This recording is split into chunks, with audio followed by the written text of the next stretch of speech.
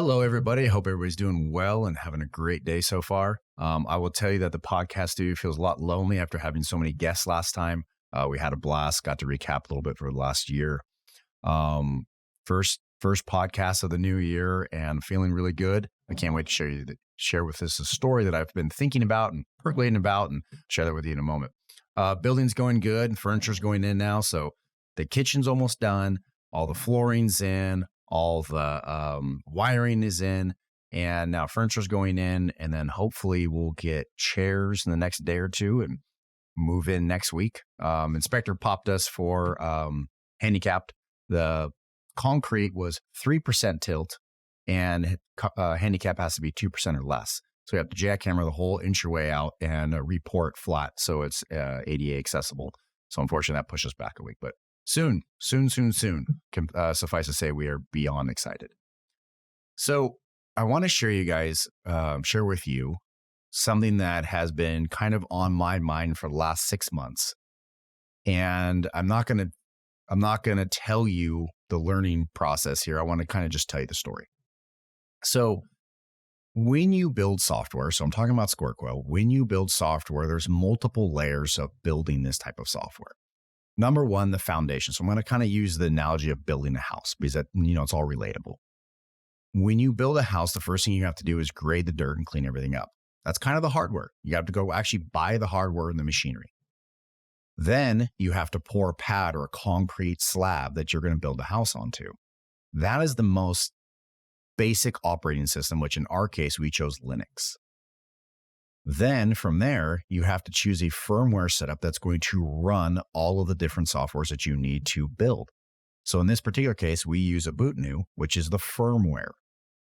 Now, a Bootnu can then run Apache, MySQL, PHP, and all the different components that we build in order to see the end product or the GUI that our customer sees.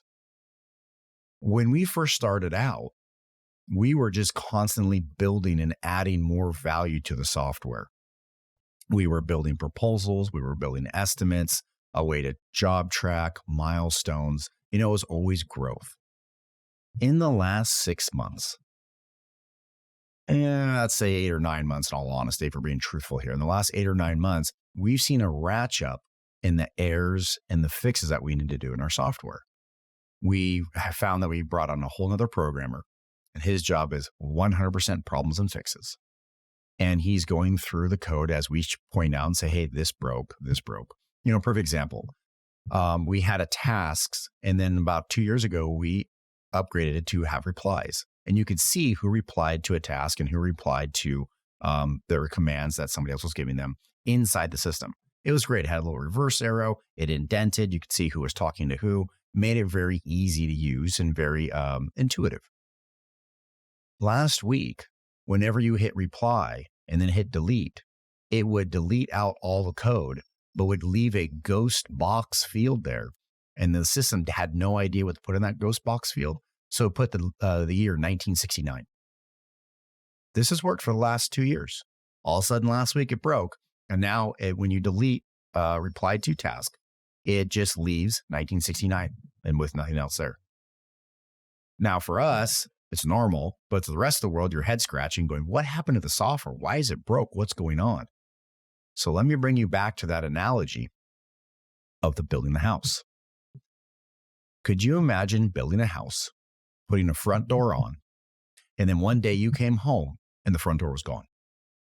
And you walk up and you just look around going, where's the front door? And everybody else inside the house is like, oh yeah, it's gone. It just disappeared one day. You got to go buy a new one. You got to go fix it. And what if you thought that was your normal day-to-day? Wouldn't that blow your mind? You walk up to your house and a window's gone, a door's gone. You're like, what happened here? But that is a day-to-day normal life of us in the software business. What happens is Linux has updates. A Bootnu has updates.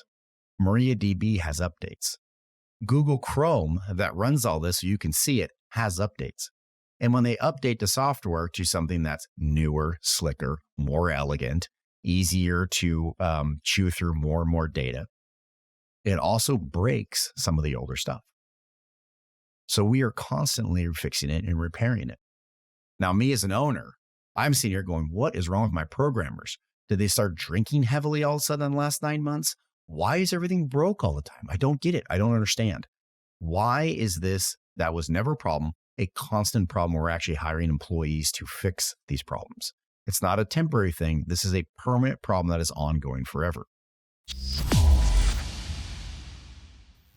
I want to take a moment to talk about true champions that are helping the industry out, and that's Wendy Graves. You guys have all known her for Women in Science. She's been pushing that for quite some time, but she's also made a new alliance to help the industry out, and that's with Make It Happen Signage Academy here.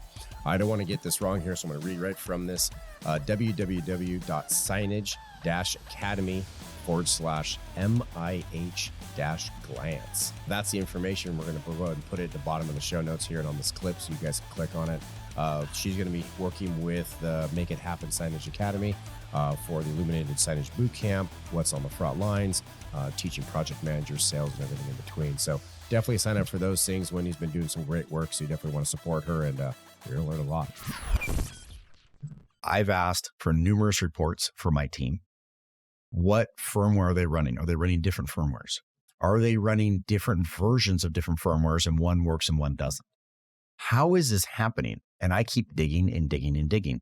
And finally, in the end, I just realized that I said, this is our life. This is Square Coil's life. This is what it's going to take to own a software company. We're going to just constantly have to fix and patch and fix and patch all the time. Now, for me, I'll tell you, it's demoralizing.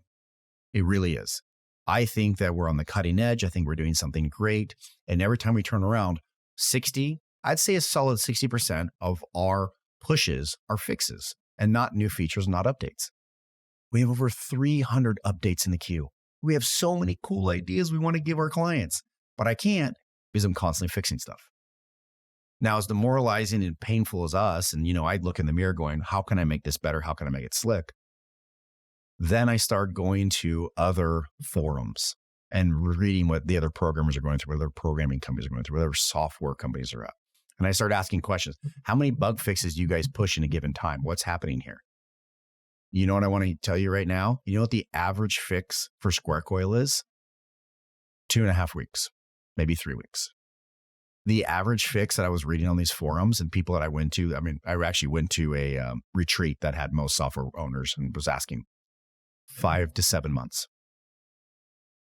I'm sitting here beating myself up, thinking that my company's not doing well, when it turns out I am destroying every metric out there and my software is doing better than anybody else's. We are fixing it faster than anybody else. We are making sure that it's not a legacy problem where for months on end, that this next button doesn't work. We are constantly fixing it and our team is on point. We push updates every Saturday. The other owners that I went to this retreat with looked at me like I was crazy. And I said, okay, tell me why it takes you 7 months. And they said, well, we fixed something here. And that might break something 15 feet down the line. Okay, sure, great. So you fix one part of the code and another code breaks. Totally makes sense. It happens to us all the time. Going back to the house analogy, it's like going to put a window in and it breaks the stucco. It happens. Okay, so we fix it. And he goes, well, once we change this, then we test the system for months at a time. And I said, okay, so you make sure to work all the bugs out. And I said, and do you have a 100% success rate by taking months? He goes, no, probably about a 30% success rate. I said, so why don't you test it the best you can within a week's given time, push it out to your customers. If there's an angle that someone looked at it that we weren't aware of, okay, we're human, fix it. And next week we push it. And within 2 weeks, the problem is absolutely solved versus 7 months. And they went, no, we have our orders and procedures. So let's think back. I just told you that for the last 9 months, I've been secretly flogging myself and feeling demoralized that my software is not working. It's not up to speed. And then I went and looked and decided to compare myself to all the other software companies out there. And I'm killing it. I'm doing great. The software is light years among the thought process of the other companies that I'm at. And software companies have been around for hundreds of years, 10 years, 15 years, 20 if you're lucky. This is all new ventures. All of us are trying to figure this out at the same time. This is a whole new world. And we're getting it done inside of 2.5 weeks. So setback in your life, I'm not saying you're a software owner, but how many times have you thought that you were not winning in the game of life and everybody else was doing so much better than you? And then when you actually looked at the metrics and actually really, truly compared somebody, you're doing just fine. I think it's easier to be negative on your own self than it is to be positive. I really do. I think at the time that you go, oh, I should be doing this, I'm not doing this, I'm falling behind, you're really not. If you're taking one step forward, just one little step, you're doing great. You're doing amazing. That's the humble pie that I ate in the last couple of weeks when I realized that our software is so much better than everybody else's in the way of upgrades and fixing and patches and stuff than what everybody else is putting together. But the whole time I thought I was falling behind and my company wasn't exceeding the expectations. And it turns out we were. I can't even imagine if I were to actually sit back and think of the other things that I feel like I'm falling behind. And if I actually looked, we're moving forward. I'm sure in your life, you're doing the same thing. Somewhere in your life, you're like, I should be doing better. I should be doing better. And the outside world's going, you're doing great. This is awesome. We love working with you. We love being around you because you have this much positivity going into yourself. Long story short, give yourself a little bit of grace. It's going to go a long way. For me, it is. I'm super proud of us now, where before I wasn't. I'm sure if you were to look in the mirror and kind of think it through, you're probably going to be quite proud of the accomplishments you've created. As long as you're moving forward, all is good. Talk to you guys next week.